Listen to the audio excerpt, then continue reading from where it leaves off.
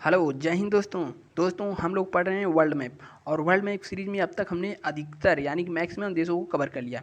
देखिए, सबसे हमने यहाँ पर पढ़ा एशिया महाद्वीप। एशिया महाद्वीप में आने वाले प्रत्येक देशों को पढ़ा। फिर हम लोग चले गए यूरोप महाद्वीप। यूरोप महाद्वीप में आने वाले सभी देशों को पढ़ा।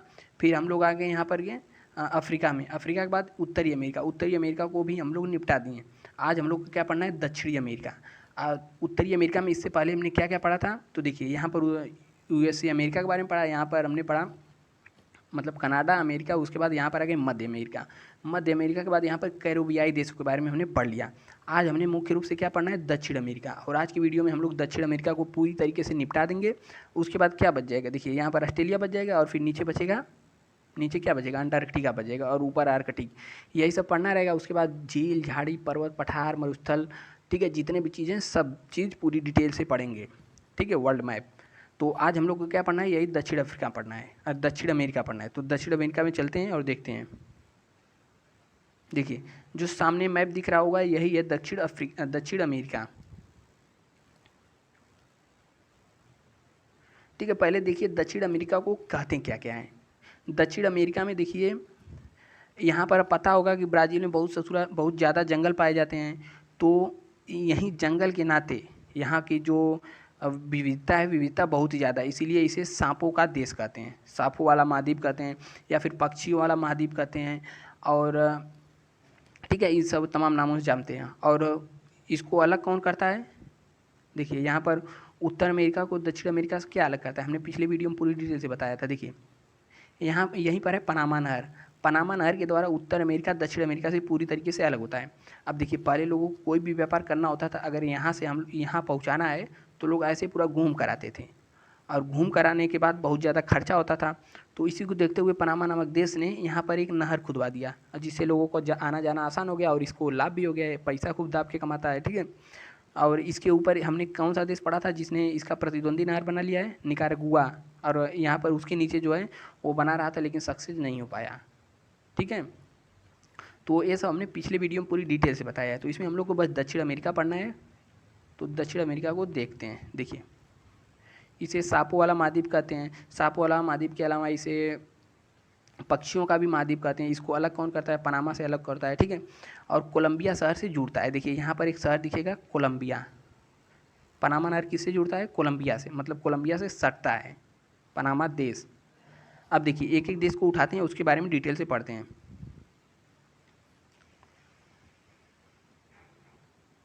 देखिए, यहाँ पर एक दिख जाएगा देश, उसका नाम है वेनेजुएला। ठीक है, वेनेजुएला। वेनेजुएला पहले देखिए, यहाँ पर कोलंबिया के बारे में देखते हैं। देखिए, कोलंबिया, कोलंबिया की राजधानी है बगोटा। क्या है? बगोटा। इसका खोज किसने किया था? देखिए, इसका खोज किसने किया था पता है? कोलंबस। वही कोलंबस जो निकला था भारत की खोज में, पहुंच गया अमेरिका। और अमेरिका जाके कहने लगा हम इंडिया आ गए, इंडिया आ गए, लगा नाचने। तो इसी के नाम पर उसे इंडीज कहते हैं। ठीक है, नीचे वाला जो पार्ट है वहीं पर पहुंचा था, इसीलिए उसे इंडीज कहते हैं। चूँकि वेस्ट में है उसे, इसीलिए उसे वेस्ट इंडीज कहते हैं। और 14 सालों तक लोग जानते रहे कि यही इंडिया है। अब फिर 14 साल बाद जब पहुंचा वास्को डी गामा, जब भारत पहुंचा, तब उसने बताया अरे इंडिया तो यहाँ है। वो किसका खोज कर दिया है? तो अब लोग दोनों को इंडिया नाम से जाने लगे थे। तो इस वाले वेस्ट इंडीज़ वाला यहाँ पर एरिया था, इसे वेस्ट इंडीज़ कहा जाने लगा। और जो भारत में इधर ईस्ट में था उसे ईस्ट इंडीज़। ठीक है, उसी के नाम पर कंपनी का नाम पड़ा था ना, east Indies company, east India.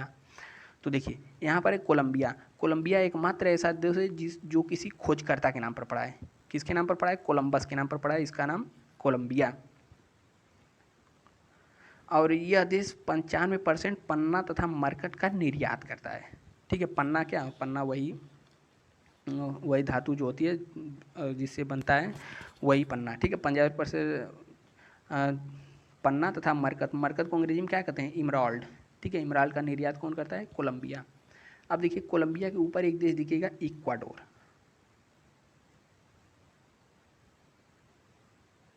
ठीक है, कोलंबिया के बगल में नहीं, यहाँ पर दिखेगा इक्वाडोर।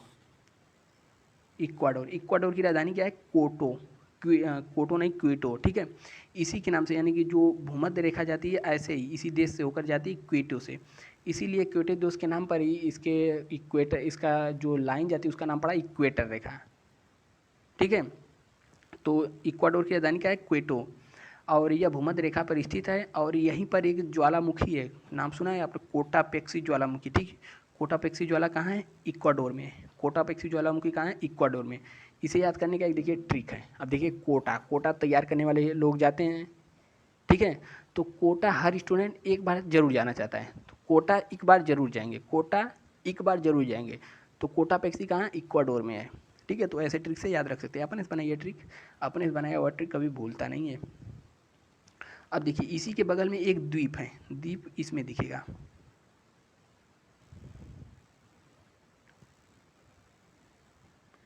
देखिए ये वाला है इक्वाडोर। इक्वाडोर के बगल में यहाँ पर एक देश द्वीप दिख रहा है, गैलापागोस द्वीप, ठीक है। इक्वाडोर यहाँ पर लिखा है ना, तो गैलापागोस द्वीप पर अधिकार किसका है? इसी का है। जब इसके बगल में है तो इसी का है, ठीक है। और यहाँ पर यह जो है, यहाँ से तेल और पेट्रोलियम का भंडार है, मतलब तेल पेट्रोलियम निकलते ही हैं। और साथ में यहाँ पर पक्षियों से संबंधित इस पर रिसर्च, मतलब डार्विन ने पक्षियों से संबंधित डार्विन फिश सिद्धांत दिया था, कहाँ से? यहीं से, ठीक है। तो गैलापागोस द्वीप पर किसका अधिकार है? इक्वाडोर का। अभी एक आध 2 साल पहले यहीं पर एक तेल का रिसाव हो गया था बहुत बड़ी मात्रा में, ठीक है। तो इसने यहाँ पर आपातकाल भी लगा दिया था इक्वाडोर। कहाँ पर रिसाव हुआ था? यहीं गैलापागोस में। अब देखिए यहाँ पर एक देश दिख जाएगा, वेनेजुएला। देखिए यहाँ पर दिखेगा एक देश, वेनेजुएला। वेनेजुएला की राजधानी क्या है? काराकस। यही ऊपर दिखेगा, वेनेजुएला की राजधानी काराकस। वेनेजुएला की राजधानी काराकस। राजधानी तो याद रखिए। कोलंबिया की राजधानी क्या हुई थी? बगोटा। उसके बाद इक्वेडर की राजधानी क्या हुई थी? इक्वाडोर की राजधानी इक्वेटो, ठीक है, क्वेटो। और वेनेजुएला की राजधानी काराकस। देखिए यहाँ की एक करेंसी है, मतलब इसने एक डिजिटल करेंसी बनाया था जिसका नाम था पेट्रो करेंसी, ठीक है, पेट्रो। अब देखिए यहाँ पर आ गई थी बहुत महंगाई, गरीबी, तो गरीबी को दूर कर रहा था, ठीक है। तो नोट छापकर कभी गरीबी दूर नहीं की जा सकती। और ये किया, ये बकलोलवा क्या किया, यहाँ पर आ गई गरीबी और ये नोट बहुत सारा छाप दिया, जिसकी वजह से इतनी महंगाई यहाँ पर आई, इतनी महंगाई आ गई कि यहाँ पर आपको समोसा खाना है ना तो लाखों रुपया देना पड़ेगा। यहाँ पर 10-10 लाख रुपये की नोट चलती है, ठीक है, 10-10 लाख रुपये की नोट चलती है। और यहाँ पर लोग झोला में पैसा ले जाते हैं और थैली में सामान लाते हैं, इतनी यहाँ पर गरीबी आ गई है, ठीक है। तो इसकी राजधानी क्या थी? काराकस। वेनेजुएला की राजधानी काराकस। और देखिए यहाँ यहीं पर एक झरना मिलेगा जो कि दुनिया का सबसे ऊंचा झरना है। कौन? जिसका नाम है एंजिल जलप्रपात। देखिए यहीं पर मिलेगा गुएना, ठीक है, गुएना। और गुएना के पास ही यहाँ पर दिख जाएगा दुनिया का सबसे ऊंचा जलप्रपात, जिसका नाम है एंजिल जलप्रपात, ठीक है। और इसकी ऊंचाई कितनी है? लगभग 979 मीटर, ठीक है, 979 मीटर इसकी लंबाई है, झरना की लंबाई। और यह देश जो है पेट्रोलियम का बहुत बड़ा भंडार है, पेट्रोलियम से संपन्न है।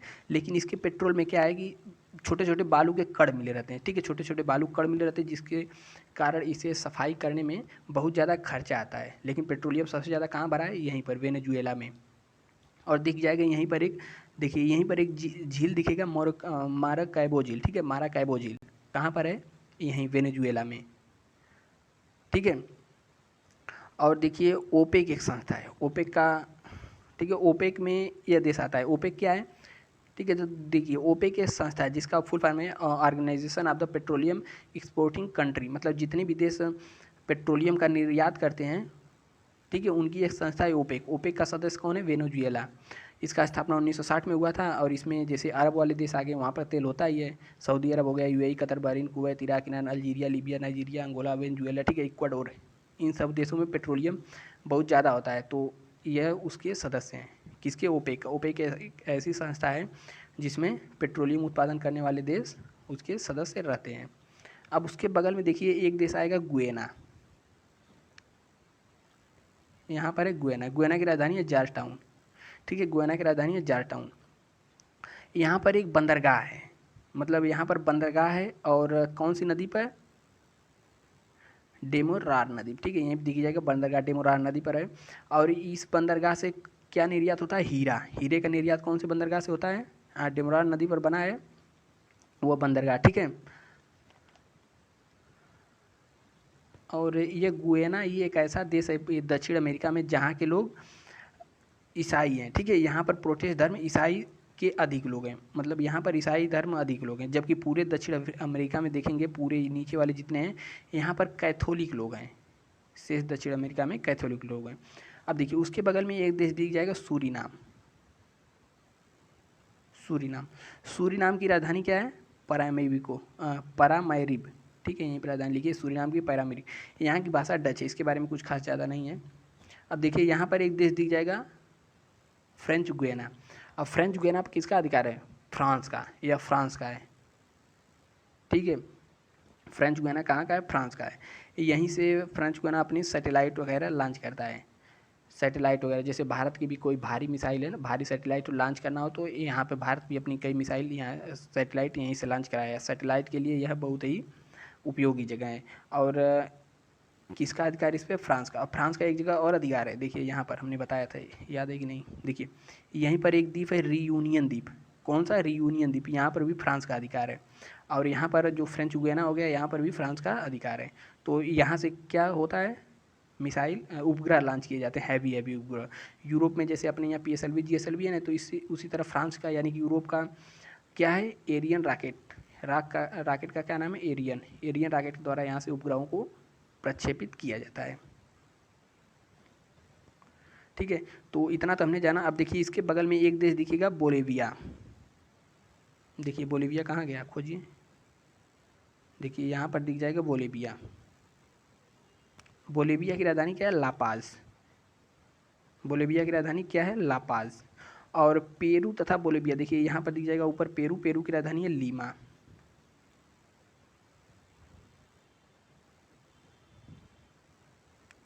ठीक है, पेरू की राजधानी क्या है? लीमा। और बोलिविया की राजधानी लापाज। इन दोनों की सीमा पर ही क्या स्थित है?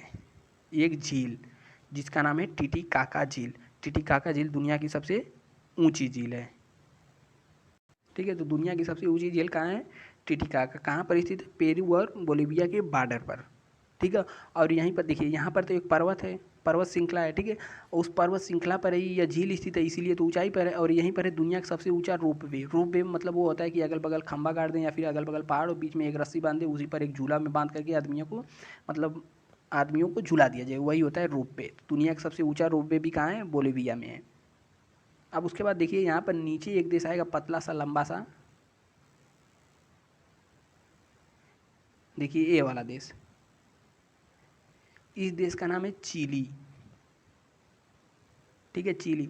चिली की राजधानी क्या है? सेंटियागो। चिली की राजधानी सेंटियागो। अब चिली में ही है एक मरुस्थल। ठीक है, उस मरुस्थल का नाम है आटाकामा। इसको भी देखिए आराम से याद कर सकते हैं। ऊपर हमने एक याद करवाया था ना, इक्वाडोर में। इक्वाडोर में क्या था? कोटापैक्सी ज्वालामुखी था। यहाँ पर एक है मरुस्थल जिसका नाम है आटाकामा। अब देखिए इसको याद रख सकते कैसे? आटाकामा मरुस्थल कहाँ से? चिली में है। अगर कोई अटक गया, कोई मरुस्थल में अटक गया तो उसके ऊपर क्या उड़ेंगे? चील। मरुस्थल में क्या होता है? कुछ नहीं होता है, उसके ऊपर चीला उड़ेंगी।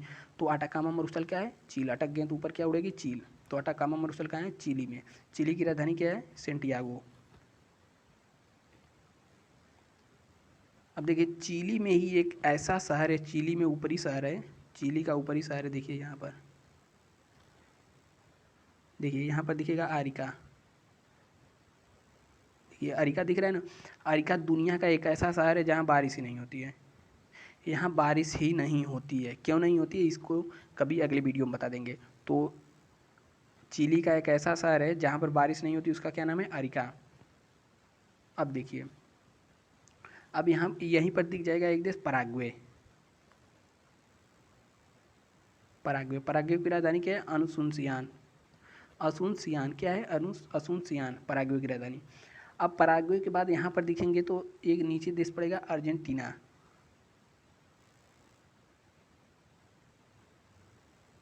देखिए पहले मिटा लें फिर बताते हैं। अर्जेंटीना की राजधानी क्या है? Buenos Aires. देखिए यहाँ पर लिखा होगा ब्यूनस आयर्स। तो अर्जेंटीना की राजधानी ब्यूनस आयर्स।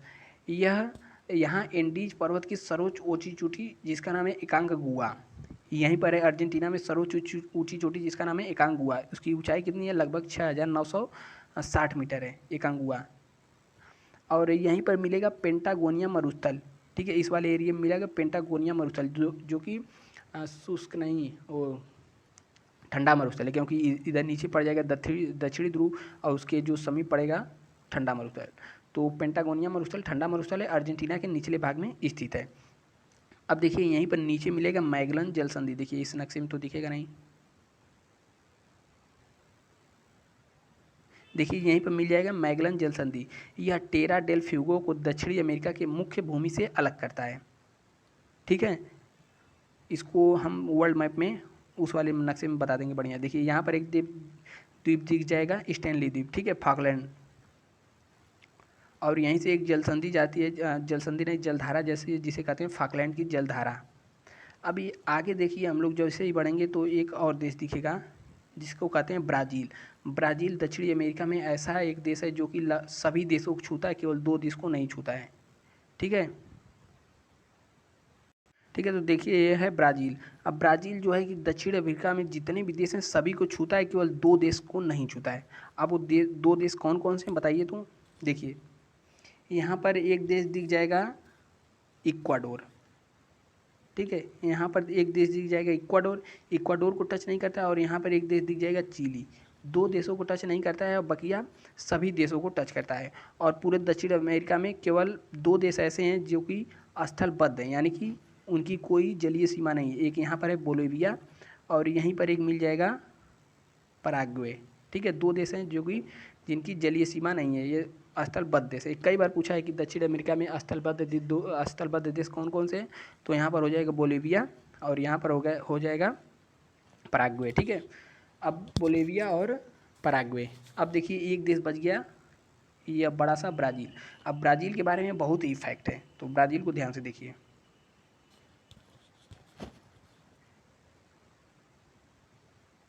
देखिए ब्राज़ील की सीमा चिली और इक्वाडोर को छोड़कर बाकी सभी देशों से लगती है। और ब्राज़ील जो है दुनिया का सबसे ज़्यादा थोरियम उत्पादक देश है। ठीक है, दुनिया का दूसरा सबसे बड़ा थोरियम उत्पादक देश कौन सा है? ब्राज़ील। और ब्राज़ील में ही एक नदी बहती है यहाँ पर जिसे कहते हैं अमेजन नदी। और अमेजन नदी जो है कि दुनिया की सबसे ज़्यादा पानी लेकर जाने वाली नदी है। ठीक है, जल ग्रहण क्षमता सबसे अधिक किसका है? तो इसी का नदी। क्यों? क्योंकि इसमें बहुत ही सहायक नदी हैं। और इसकी सबसे लंबी सहायक नदी कौन है? तो उसका नाम याद रखिए। यहीं पे एक नदी बहती है, मेडीरा नदी। कौन सी? मेडीरा। मेडीरा नदी अमेजन की सबसे लंबी सहायक नदी है।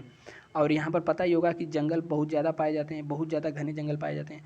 इतने ज़्यादा घने जंगल पाए जाते हैं कि सरकार यहाँ की जो है कि नोटिस लगाकर प्रतिबंध लगाई है कि यहाँ पर जाना अलाउ नहीं है। अगर वहाँ पर गए तो आओगे कि नहीं, ये हमारी गारंटी नहीं है। क्यों? क्योंकि इतना घना जंगल है कि ऊपर से सूर्य का प्रकाश भी चलता है ना, ऊपर से सूर्य का प्रकाश, तो भी कहीं कहीं नहीं पहुँच पाता, इतना घना जंगल है। और इसमें तरह तरह के जीव पाए जाते हैं, सांप, बिच्छू, मगरमच्छ, शेर, घड़ियाल। ठीक है, तरह तरह के जीव इसमें पाए जाते हैं। और इसमें एक चींटी पाई जाती है, चींटी, जिसे हम लोग कहते हैं बुलेट आंट।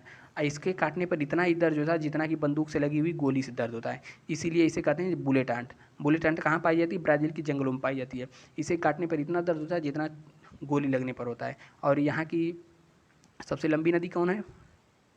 अमेजन नदी। जल ग्रहण क्षमता किसकी सबसे अधिक है? अमेजन नदी की। ठीक है, और यहीं पर एक वर्षा वन पाए जाते हैं अमेजन में। अमेजन के वन के बारे में तो सुना ही होगा। ठीक है, अमेजन के वर्षा वन इसी वाले एरिया में पाए जाते हैं।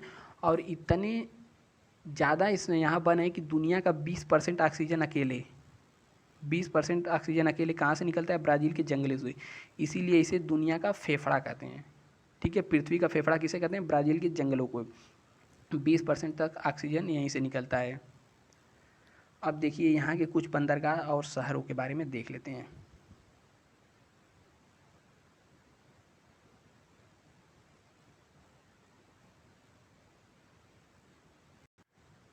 देखिए यहाँ पर ऊपर ब्राज़ील, यानी कि ब्राज़ील के ऊपर में यहाँ पर दिखेगा बेलेम बंदरगाह। बेलेम बंदरगाह ब्राज़ील के ऊपरी वाले हिस्से में है, जो कि रबड़ उत्पादन के लिए प्रसिद्ध है। रबड़ निर्यात है, यहाँ से रबड़ का क्या किया जाता है? निर्यात किया जाता है सभी देशों को। जबकि यहाँ पर एक दिखेगा सेंटोस बंदरगाह। ठीक है, यहाँ पर दिखेगा सेंटोस बंदरगाह, यहाँ से काफ़ी का निर्यात किया जाता है। ठीक है, ऊपर बेलेम बंदरगाह, इससे किसका निर्यात किया जाता है? तो रबड़ का। और यहाँ पर सेंटोस बंदरगाह, यहाँ से काफ़ी का निर्यात किया जाता है। और यहीं पर एक दिख जाएगा शहर सल्वाडोर। ब्राज़ील का शहर कौन सा है? San Salvador.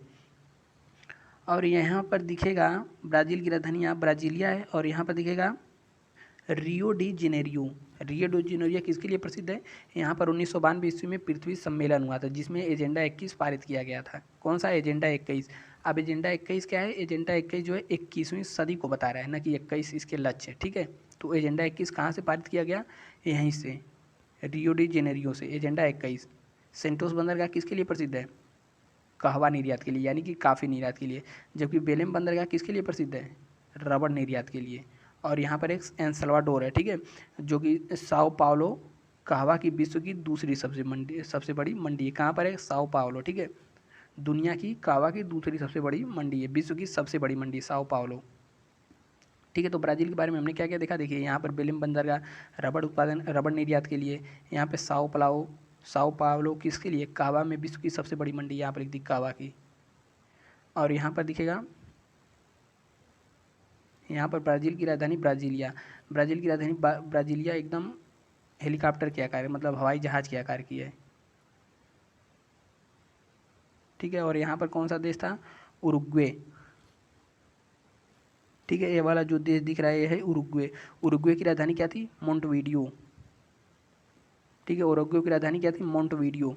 और दुनिया का सबसे पहला फुटबॉल मैच कहाँ खेला गया था? यहीं पर। दुनिया का सबसे पहला फुटबॉल मैच देखिए यहाँ पर उरुग्वे की राजधानी मोंटवीडियो। दुनिया का सबसे पहला फुटबॉल मैच यहीं पे। जबकि दुनिया का सबसे पहला क्रिकेट मैच किसने जीता था? वेस्ट इंडीज़ ने, ठीक है। और हुआ नहीं था यहाँ पर उरुग्वे में। दुनिया का सबसे पहला फुटबॉल मैच किसने जीता था? उरुग्वे। और सबसे पहले क्रिकेट किसने जीता? वेस्ट इंडीज़, ठीक, ठीक है। तो हमने अब तक दक्षिण अमेरिका के बारे में क्या क्या पढ़ा है, एक बार क्विक रिवीजन करते हैं। देखिए दक्षिण अमेरिका को क्या कहते हैं? सांपों का देश, पक्षियों का देश, मतलब पक्षियों का महाद्वीप, सांपों का महाद्वीप। और पनामा नहर के माध्यम से यह अलग होता है। इसका एक देश आता है इक्वाडोर।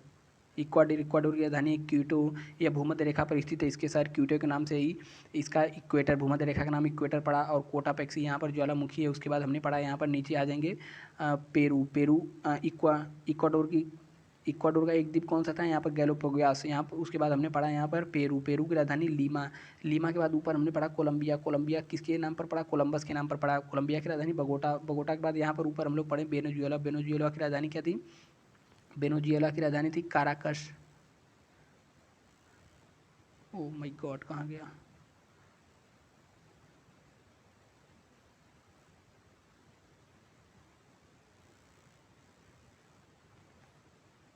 ठीक है, वेनेजुएला की राजधानी क्या थी? काराकस। उसके बाद हमने पढ़ा यहाँ पर French Guiana, Suriname. French Guiana किसका अधिकार है? फ्रांस का अधिकार है। ब्राज़ील में पढ़ा, ब्राज़ील में क्या थी? महानदी नहीं थी। कौन सी नदी? अमेजन नदी। अमेजन नदी दुनिया की सबसे सहायक नदी है, लेकिन दुनिया की सबसे लंबी नदी पूछे, दुनिया की सबसे लंबी नदी नील हो जाएगी। ब्राज़ील सबसे ज़्यादा जल ग्रहण करने वाली नदी है। और जाकर कहाँ गिराती है? उत्तरी अटलांटिक महासागर में। और उसके बाद यहाँ पर हमने पढ़ा बोलोविया की राजधानी थी लापाज। और यहाँ पर पढ़ा हमने चिली दुनिया की सबसे लंबा बाउंड्री है किसका? जल मतलब समुद्री सीमा से सबसे लंबी बाउंड्री किसकी है? चिली की। जब से सबसे ज़्यादा पूछ ले किसकी है? तो कनाडा की, ठीक है। यहाँ पर एक चिली में क्या था? अटकामा मरुस्थल। अटक जाएंगे तो ऊपर चिली उड़ेंगे। यहाँ पर हमने पढ़ा कौन सा यह देश है? पेंटागोनिया मरुस्थल यहीं पर है, ठीक है, पेंटागोनिया मरुस्थल यहीं पर है। और उसके बाद हमने पढ़ा, ठीक है, यह देश है अर्जेंटीना। अर्जेंटीना में पेंटागोनिया मरुस्थल। उसके बाद हमने पढ़ा यहाँ पर उरुग्वे की राजधानी क्या थी? मोंटवीडियो। और यहीं पर दुनिया का सबसे पहला फुटबॉल मैच किसने जीता? उरुग्वे ने। उसके बाद हम लोग आ गए ऊपर आने के बाद यहाँ पर कौन सा था? पराग्वे, ठीक है। इस तरीके से हमने दक्षिण अमेरिका में जितने भी देश पढ़ते थे सभी देशों को कवर कर लिया और पढ़ लिया। और हमारा एशिया, यूरोप, देखिए इस तरीके से हमने क्या क्या अब तक पढ़ लिया।